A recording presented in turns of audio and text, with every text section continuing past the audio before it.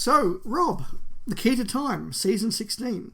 Yes. Famously one of only 2 classic seasons that has a proper umbrella arc, if you want to call it that, or certainly a theme. Let's start off. What's your memories of discovering this season? Dave, I would have seen this originally at a very young age because I know I always used to confuse, this will be quite funny, I know I always used to confuse Mary Tam with Frida from ABBA. I had a crush on them both. And Right. and I think that shows how long ago I was watching this. ABBA was still quite current. On repeat, though, obviously sometime in the 80s, I would have watched it with a more, a keener sort of eye. But as a kid, one thing I do remember is that I didn't like the arc nature of the season. I liked Doctor Who going anywhere, doing everything, and just doing its own thing. And instead, this seemed to stop every episode and say, hey, what about that key to time? We're doing this mission. And I used to find that really boring and cheesy, and I didn't quite like it.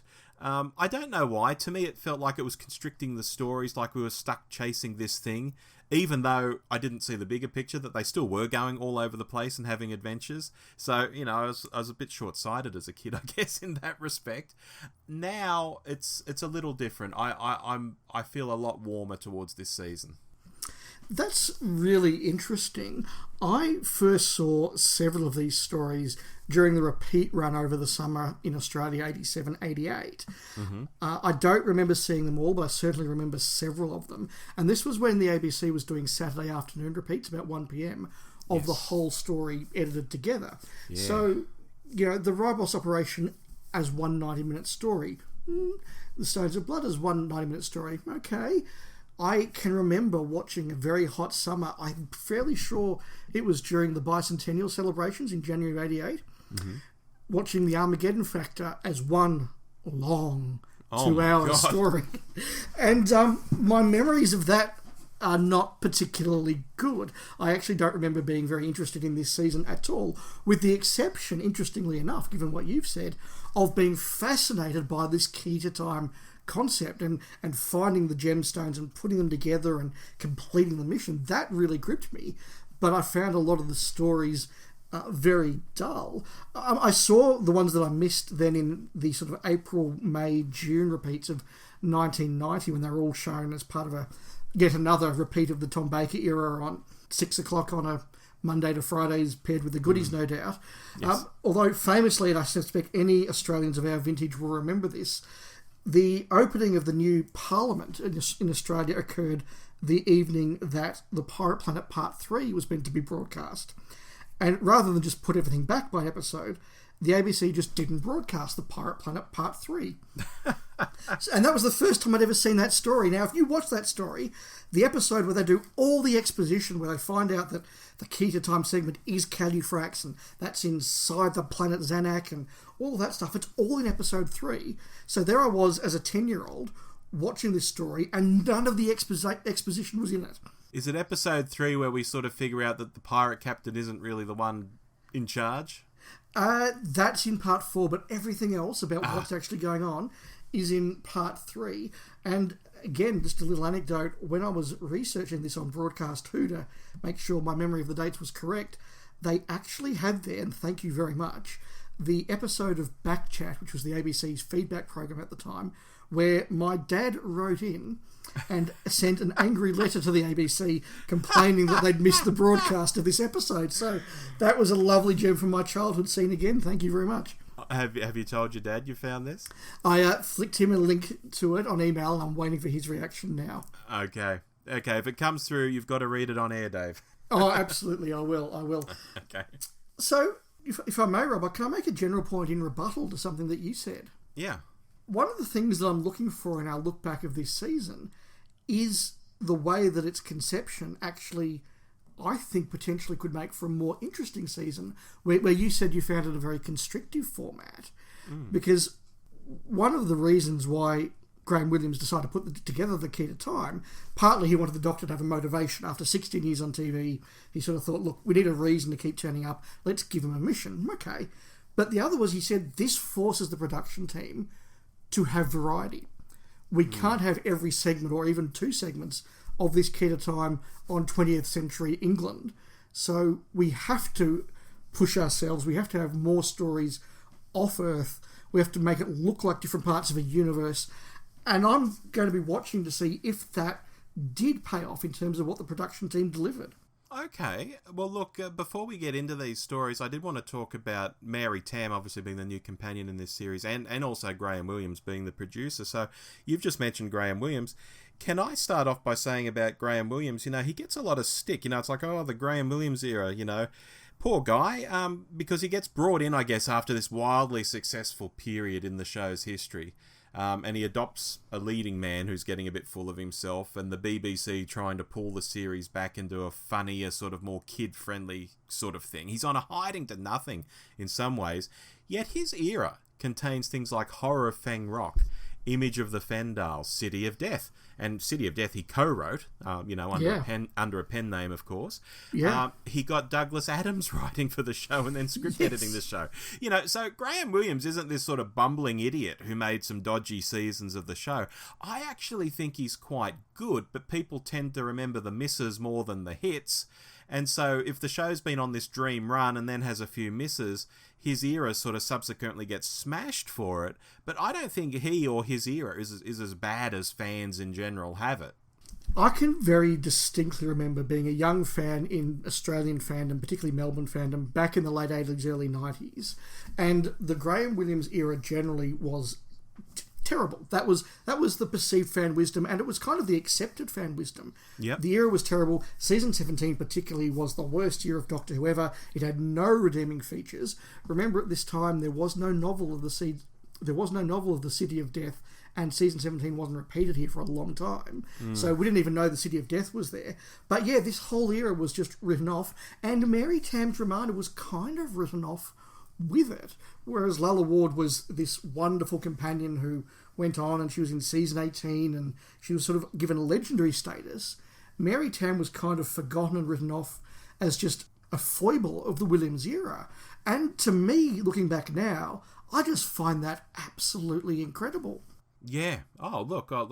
I've already said I had a wild crush on Mary Tam, but in more general terms, I love the idea of a smart companion who can go toe-to-toe with the Doctor. So in Romana, you have this posh, smart woman.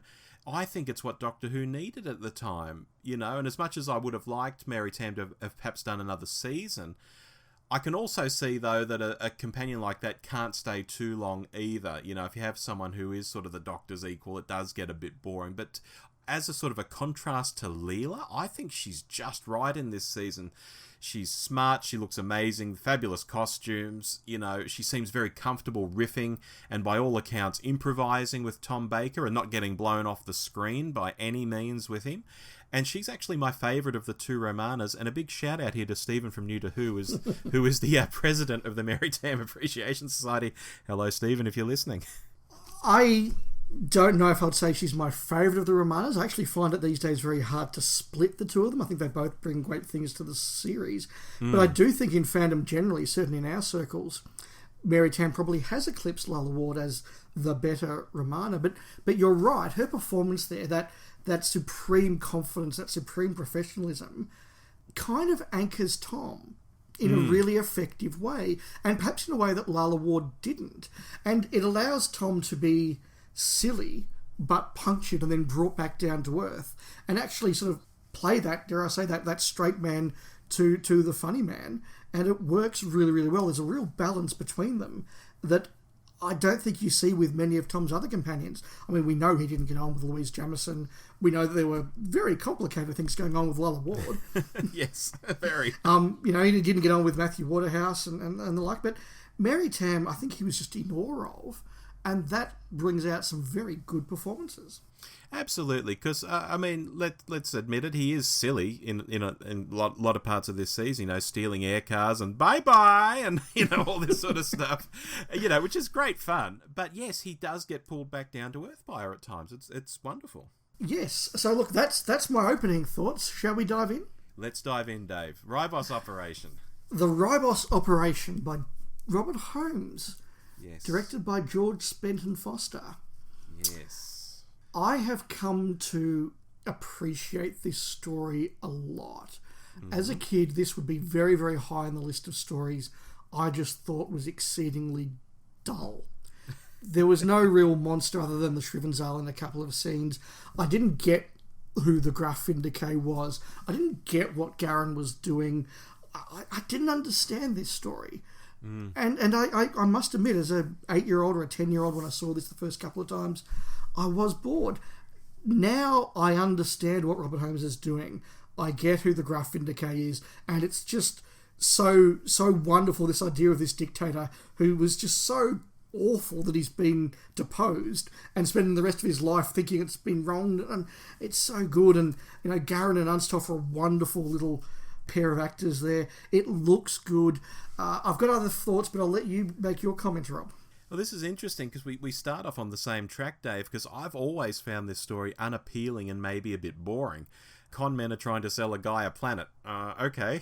It's not something that excited me as a 10-year-old, and it's not something that even particularly excites me now, even though, like you, I do see what's going on. I don't think it's well directed either, and I think it's edited very badly as well. It's just a bit of a dud story for me, is my opening gambit.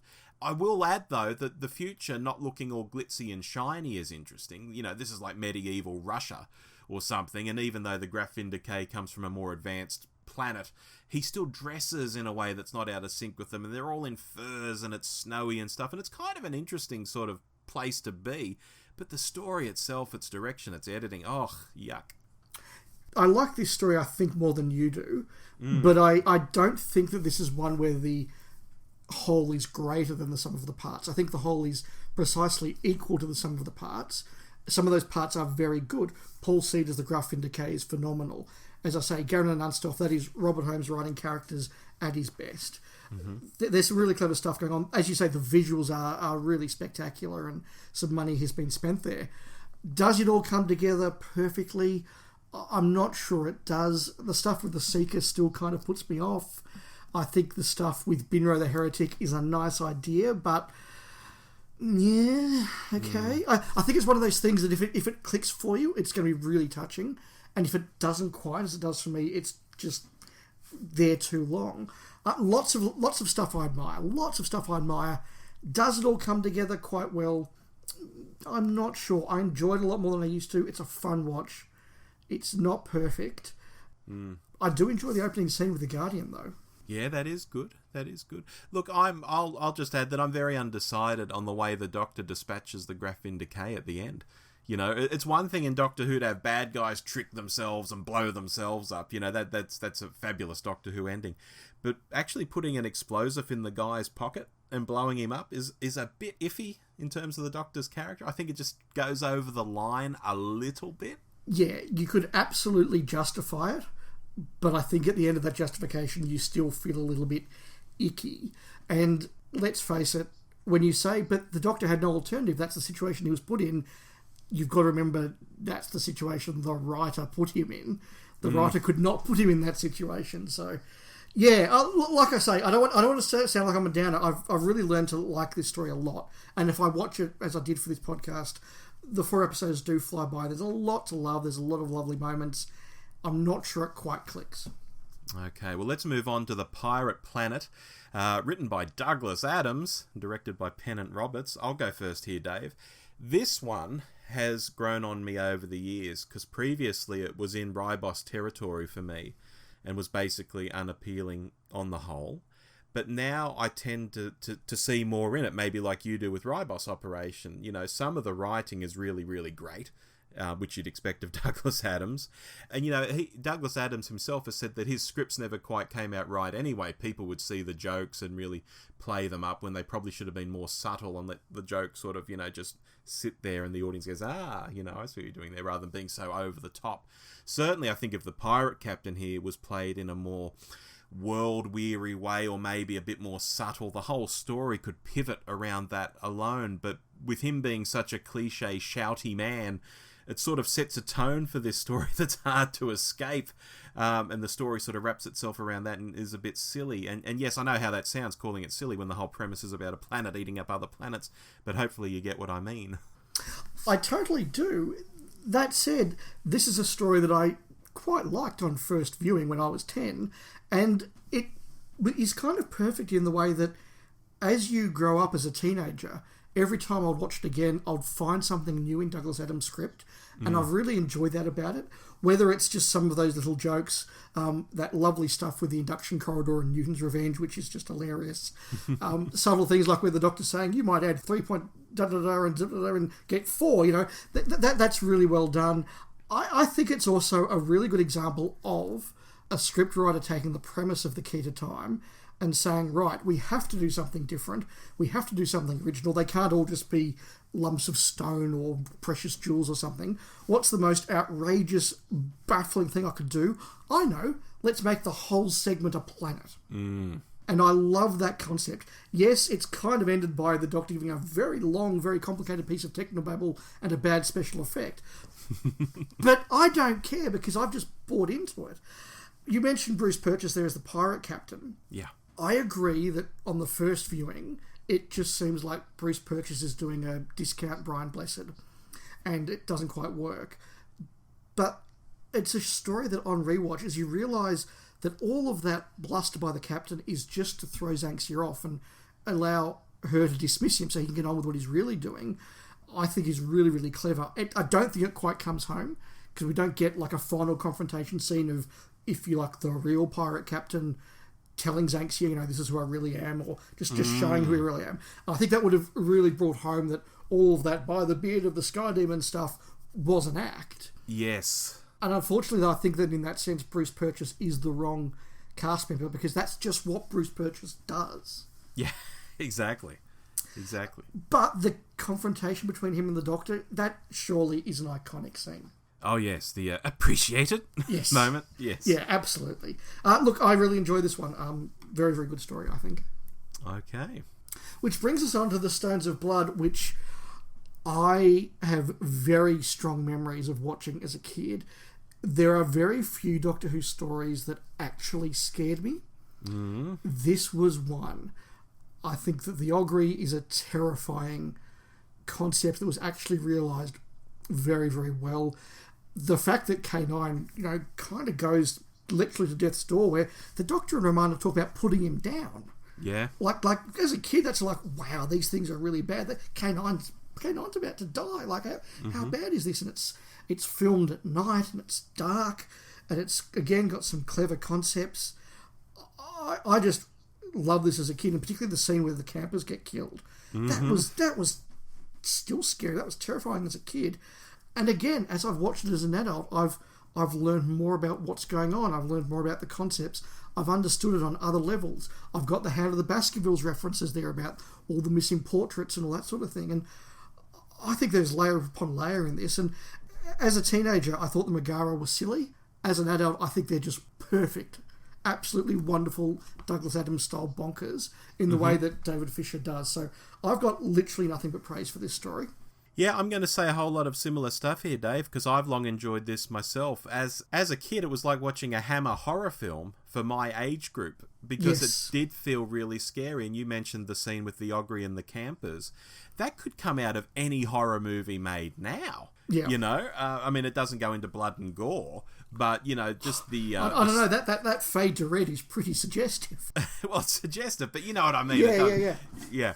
It doesn't go quite all the way, but, you know, sometimes suggestion is all you need. Yeah. And this is quite interesting, given that, as I mentioned at the start, Doctor Who had got in trouble for doing all this scary gothic stuff, and we're in the middle of this so-called jokey, comedic Williams era, which is meant to be the opposite of all that. And even now, this story gives me chills. So I find that quite interesting that, you know, again, in this era that's meant to be all just jokes and silliness, this story exists. Yeah, it's fascinating that for Williams to be dismissed as just a silly producer.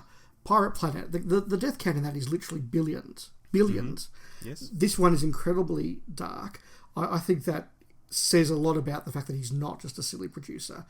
Strong female performances in this. The baddie, a very strong woman here, Cesara of Diplos and the Kaliak, whatever you want to call her. And of course, Amelia Rumford, who is just delightful and is clearly baffling Tom. And Tom is kind of torn between, do I just play up to this or do I play subtle to this? And it's a really good combination. Yeah, I mean, everyone says it, but Beatrix Lehman is wonderful in this role. And it seems to come up a lot at different times in Doctor Who. Like, people talk about Maggie Stables with Colin Baker in Big Finish, or Mary Morris with Davo in Kinder, which I mentioned earlier in this episode as well. Sometimes these older women give the Doctor something new to bounce off of and a different point of view, and can behave in ways that might be more unlikely for a younger woman or man to sort of act. I think she's absolutely delightful, and I don't know why we don't do older female companions. I mean, look at the success of Graham in Whittaker's era as an older guy. You know, I think the time is ripe for an older woman in Doctor Who to be a companion proper, not just on audio or, you know, as a one-off in a single story. Yeah, it's a very positive aspect of this that I think a lot of production teams certainly could take a lesson from. I also want to point out that the typical fan comment on this story is, oh, it all turns to, you know, poop in the last half. Well, they actually don't get to the hyperspace vessel until 3 minutes before the end of part 3. So, and then they're off for 5 minutes before the end of part 4. So they're on it for less than a quarter of the story. So I think that people who say that have not actually done the maths. And my final comment is, I have actually visited the Stones of Blood. I have been to the Rollright Stones. Really? Really. They are exactly what you would expect them to be. It's a really interesting, chilling place. The only thing that you really notice when you go there is that the motorway is literally meters away from them. So the way they've shot it to make it look like it's in the middle of nowhere is really, really clever. And I think something else you would notice is there aren't as many, because I think they might have fleshed them out with some prop ones. They did, yes. They did. Very good. Let's move on to The Androids of Tara, also written by David Fisher and directed by Michael Hayes. This is another one, Dave, that I've always had a soft spot for. I think the setting is good. I think the storyline is easy to follow. I think the location filming looks good. I think there's great action scenes like the sword fighting, you know, a bit of swashbuckling going on. It's just very, very enjoyable and easy to watch. And it's quite refreshing for a change that the next piece to the key is found basically right away. It's a nice twist to what we've had in the first 3 stories. Romana literally goes up and finds it in the first, 5 minutes of the story. And similar to Ribos Operation, again, we have a medieval world here, but with some technology going on. I think it's more convincing here, probably because of the location filming. I think it makes it more real looking and easier to believe in. And I have a lot of good things to say about this story.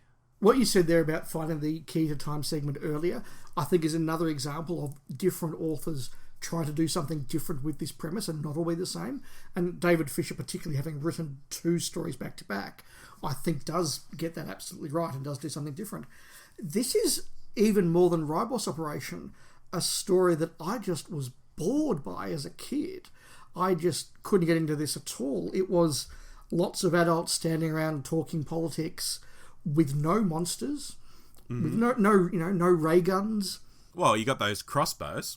Yeah, they're not as good as a ray gun though. And I just didn't get it. I just was bored by it. And it really did take until I was a proper adult, like well into my 20s, before I really did start to appreciate this one. And I think that that's an interesting take on the Williams era, that he perhaps, in referencing these literary texts more than the film texts that the Hinchcliffe era would reference, maybe there was a slightly less kid-friendly pitch to them. That all said, though, as an adult, I think this is an incredibly fun and enjoyable story. Very, very well cast. Very, very well shot. Great location footage. And I'll add here, I have been to the castle. Castle Gracht, or Leeds Castle, as it's known more colloquially. So that's the second location I've been to in the Keys of Time. No, it's a wonderful performance. It's very witty. Tom actually is a lot drier here than he would be normally with a witty script, which works particularly well. Count Grendel's final retort about next time, Doctor, I shall not be so lenient is just wonderful. And I love the fact that he's allowed to escape. Like, we don't need to kill him and we don't need to lock him up. He just gets to go away, and maybe they'll have another fun adventure on Tara sometime. Is this the one, Dave? I mean, I've watched all of these in the past week or two, so everything's running together. Is this the one that has the line, "Please get off my chest, my hat's on fire"? Yes, it is. It's fantastic. Yes, or the bit where he barters them down on the payment. Just, again, very, very clever, very well played. There's a lot to like here.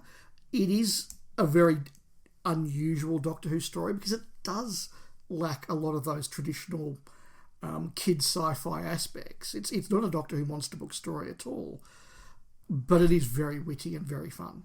Yeah, and very swashbuckling. I like that. Yeah, and with a romance. Yeah, absolutely. Which again is unusual for Who.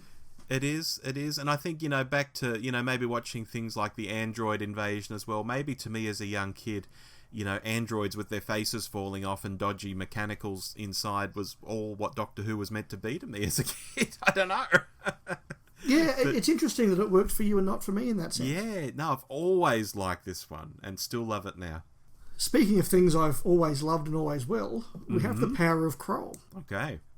A Robert Holmes story directed by Norman Stewart, who didn't do a lot of Who. In fact, I can't think of another story he did direct. Someone may correct me on that. I think this is a really good story, let down not even by a special effect per se, but by the direction of a special effect. Once again, I think that the conception of the key to time here is really good. That Robert Holmes chooses to go into the far future, into colonial Earth, and do a bit of colonialisation and have a message there. He then says, right, well, I don't just want the key to time to be another piece of Jethric. I know, what if it's inside the giant squid and becomes the giant squid? And as a kid, that idea of the key to time, like metamorphosing a squid into Crowl, I totally got that. I thought that was just a really cool, exciting idea. I think the model of Crowl itself looks awesome. I think the model work on the location footage looks awesome. Even the model of the refinery, although the bathtub it's in isn't that good, the model itself is great. But none of those things interact with each other correctly at all. True. Very true. For me, this isn't the best of the season by any means, but certainly not the worst either. And I do think it's the better of Holmes's two stories this season. I just find it more interesting than Ribos Operation. I think it's also better directed and better edited, which was my beef with Ribos. I'll agree with all of that. Okay. And I've always been a fan of location work in any season of Doctor Who, and here the marsh scenes and the hovercraft stuff, it's more like something from maybe the Pertwee era or something, all of that feels really good. I think the worst I can say of the story is that for me, it drags a bit. And I know it's only a 4-parter. It just feels long. And that can dull my enthusiasm for a lot of 60s and 70s Who, especially 6-parters, 7-parters and so on. But here it's a 4-parter doing it for me. Holmes's writing keeps me pretty much engaged, though, even if I am looking at my watch. So, again, yeah, not the best, not the worst of the season, but pretty good. I'm not down on it by any means. Yeah, I'm sorry to hear you say that, Rob, because I actually think there's plenty going on in here, and I'm more or less engaged from start to finish. It's got Neil McCarthy in it, it's got Philip Maddock in it, it's got John Leeson in it, it's got John Abernethy in it, it's got the guy who's the captain in The Way Back. I can't remember the actor's name, but that doesn't matter. I think there's a really good cast of this. There's a really good idea. But the main point I want to emphasise, again, because we're looking at the whole season, is something you did say you'd liked, Rob, which is the location footage. Yes. And again, I think this goes back to that challenge that Williams put out to the production team and said, right, we need to make this 6 very different parts of the universe. So we do get the Rollright Stones, we do get the forests and Leeds Castle, we do get a very different location down here. And some credit's got to go to a very young production unit manager by the name of John Nathan Turner on this season. Yeah, he's kicking it out of the park here with the stuff he's doing. He really is, isn't he? Yeah, he actually, we praise a location manager on the last Whittaker series? Oh, we did on Praxius. That's right, and we said this guy's finding all these wonderful locations. What a guy! It's almost history repeating. Yeah, maybe that guy's going to be the longest-serving producer of Doctor Who one day. Who knows? But no, look, I know Power of Crowl gets a bad rap. I really like this story. Yeah, well, look, like I said, it's not the worst for me by any means. It's not the best either. It's just in the middle for me, so I'm not writing it off at all. Fair enough, which brings us to the thrilling conclusion, the Armageddon Factor. Written by Bob Baker and Dave Martin, that perennial Doctor Who writing pair that did about a decade's worth of stories on Doctor Who, directed by Michael Hayes. Yes. This is the inverse for me, Rob, because even though I admit I struggled with this as one omnibus from start to finish when I was 8, as a kid, this wasn't my favourite story, but I quite liked it. There were some interesting ideas here.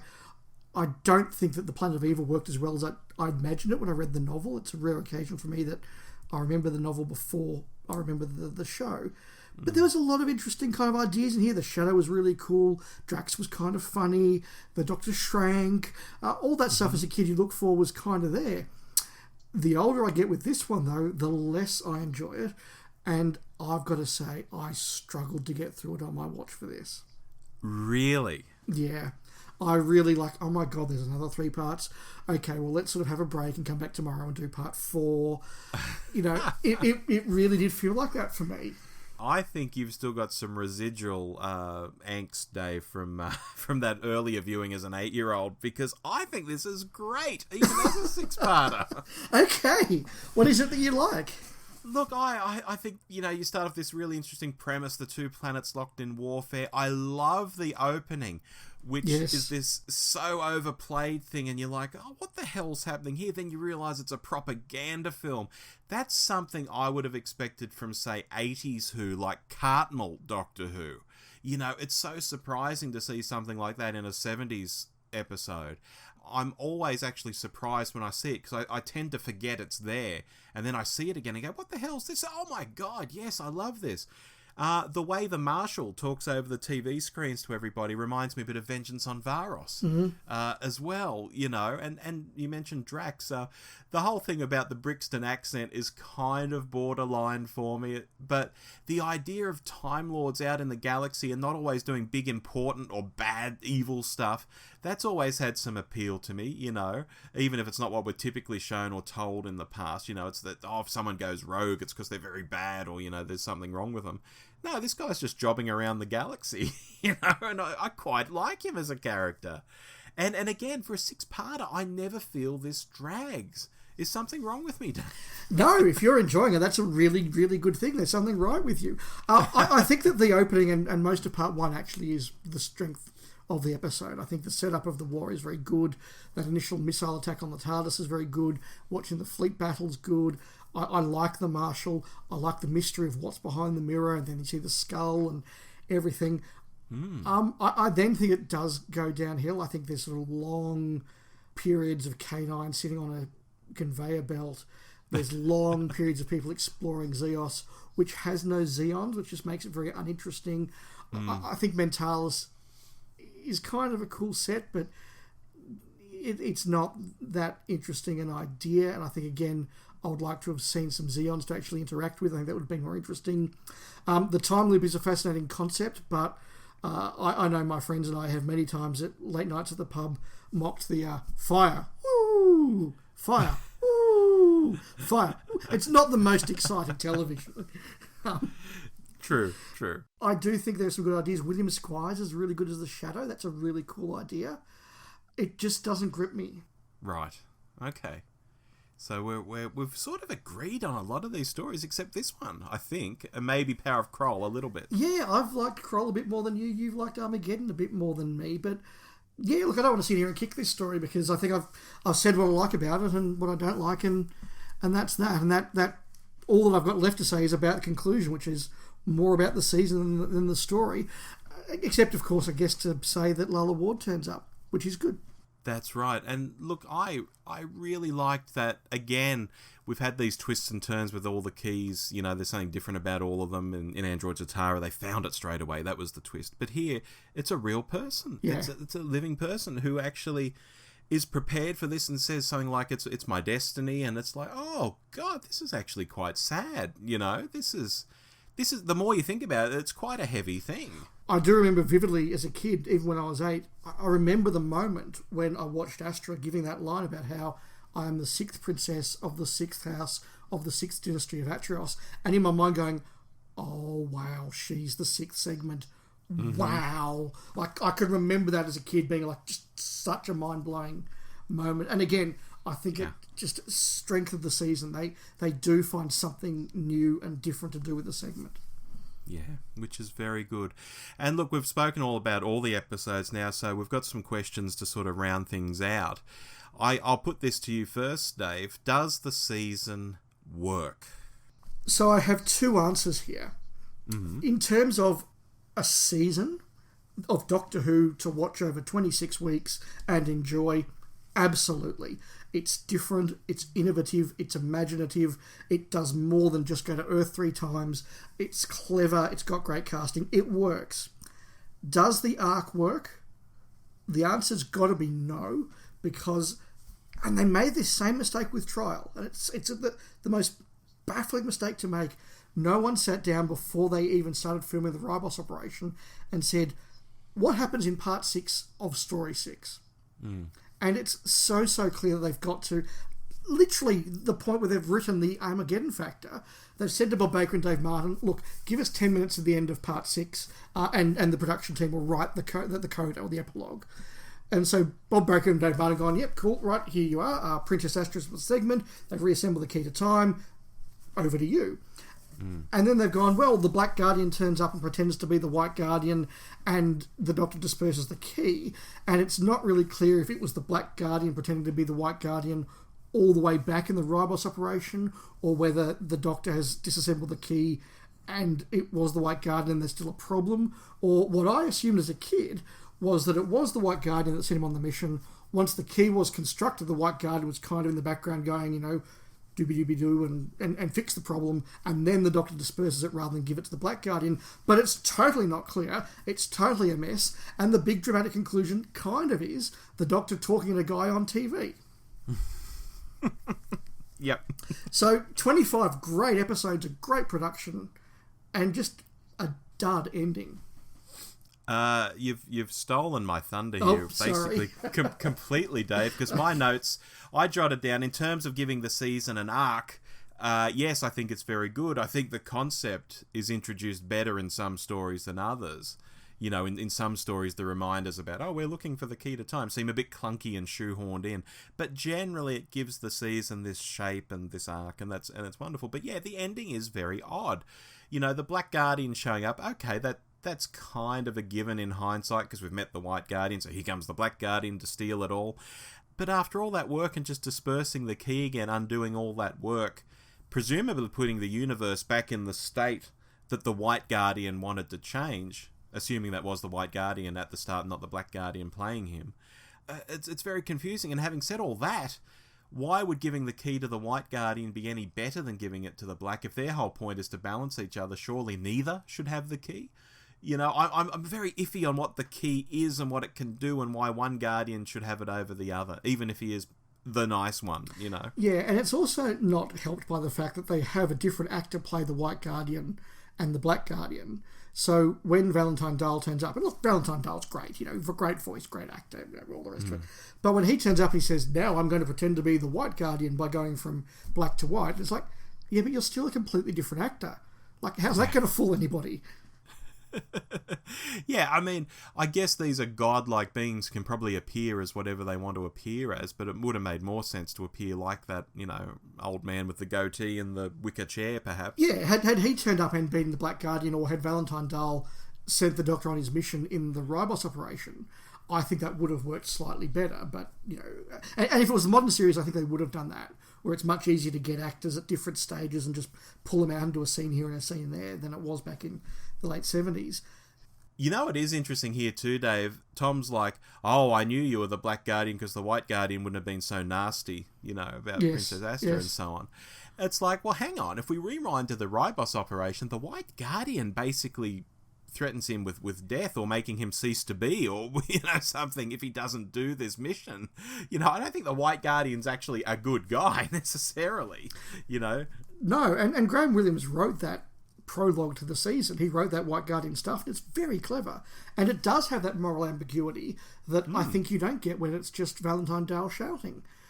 So yeah, I just am amazed that they went to so much trouble to go, we're going to have this arc, we're going to set it up well, we're going to go to all sorts of cool locations, we've thought of really genuinely different and interesting things to do with every segment, more or less, but nobody said, so what's the ending? Like, nobody said to them, by the way, guys, in part 6 of story 6, this is how it ends. Yeah. And even Bob Baker and Dave Martin didn't know that when they're writing the Armageddon Factor.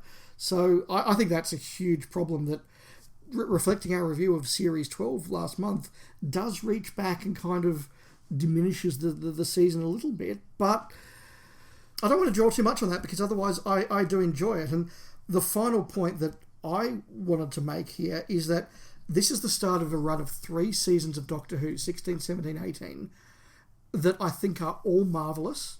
Mm-hmm. And I'm glad that Doctor Who is not like them on a regular basis. Yeah, fair. You know, I'm glad they all exist. I'm glad they all do what they do. This season's arc, season 17's just Douglas Adams season. Season 18's Christopher H. Bidmead's serious science season. I love them all for what they do. I'm glad they're one-offs.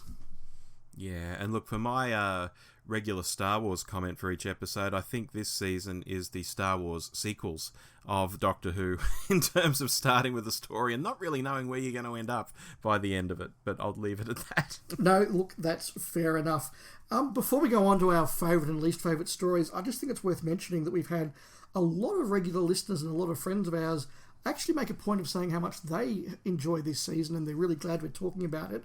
And I want to highlight one comment that we had this afternoon from Hayden from the Diddly Dumb podcast, who said that he'd actually been very down on this season and the Graeme Williams era in general, but he was watching Stones of Blood and Androids of Tara again recently, and he said he was softening on these as well and seeing the fun. And I know that Mark from the Diddly Dumb podcast is, again, the number one fan of the Graeme Williams era, so I think they're going to have something to talk about. I think they will.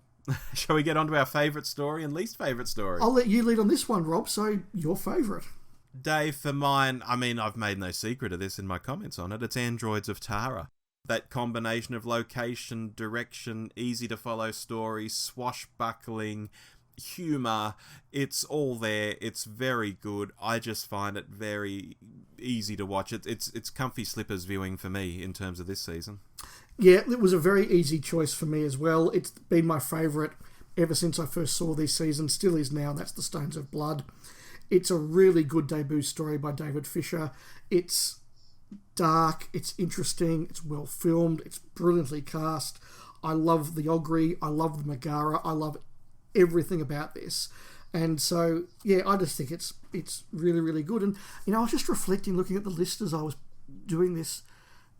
If you could have a season with 2 stories by Robert Holmes, 2 stories by David Fisher, and a story by Douglas Adams, gee, that's good. It's a pretty good story. It's a pretty good season, yeah. And look, Dave, we both picked a David Fisher story. Yeah, we did too. Yeah. I think that says a lot. I think David Fisher's very underrated. In a season where there are 2 Robert Holmes stories and there is a Douglas Adams story, we picked the 2 David Fisher stories. We did, yeah. That says a lot. I think that's really cool. What's your least favourite, Dave? The Armageddon Factor. Okay. I don't want to give it another kicking. I just think it's a bit dull and the money's run out and it doesn't work for me. All right. And for mine, again, no secret, Ribos Operation. I just don't get into it. I can watch it and say, okay, it's a story, but it's just a bit boring. You know, towards the end, where the Graf Vin Decay goes a bit mad and starts shouting about his past glories and marches off, you know, that's actually quite good. But, you know, that's only one scene out of like 4 episodes. Most of it just leaves me bored. Yeah, no, look, we've got some very different views on a couple of stories then, because Ribos isn't my favourite, but I enjoy it. So, Rob, final question for our topic of the month. What's your one single biggest takeaway from this season? I'm tossing up between 3, Dave, and it's hard to choose. You know, is it that Doctor Who can work with an arc structure? Is it that companions can be as smart as the Doctor? You know, something that we rarely see. You know, maybe Liz Shaw was the last one that was approaching Doctorness. Or is it that the Graeme Williams era isn't the disaster it's broadly painted as? I think I'm going to go with the latter and say that, you know, this is Graeme Williams, peak Graeme Williams. This is his middle season. I think it's pretty good stuff.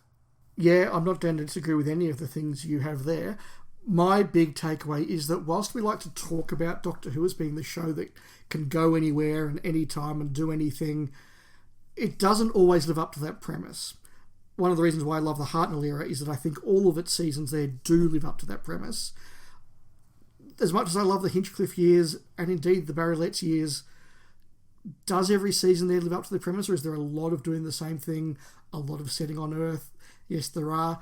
You look at the McCoy era, season 26 is a really good season. 4 stories on Earth. And I think that this is a season that just demonstrates that when Doctor Who really does stop and go, no, we're going to make a point of going lots of different places. We're going to go to lots of different times, which means we're going to have lots of very different styles, lots of different production values, lots of different settings, lots of different locations. I think that when Doctor Who really pushes itself to be different, you get a season as good as this one is. And I think it's a shame it doesn't happen more often. So that's my big takeaway. Yeah, well, there's a note for Chris Chibnall there. You know, this past series of Doctor Who, everything was on Earth. Sometimes it looked very different, like on a very destroyed Earth in some cases, or Earth in the past, but they were all Earth stories. Yes. Yeah. Anyway, Dave, that wraps up season 16. Yeah, no, very, very glad to have watched that. It's been a joy. Yeah, and I think we'll get on to season 25 sooner than listeners think, you know, maybe even this year, as you say.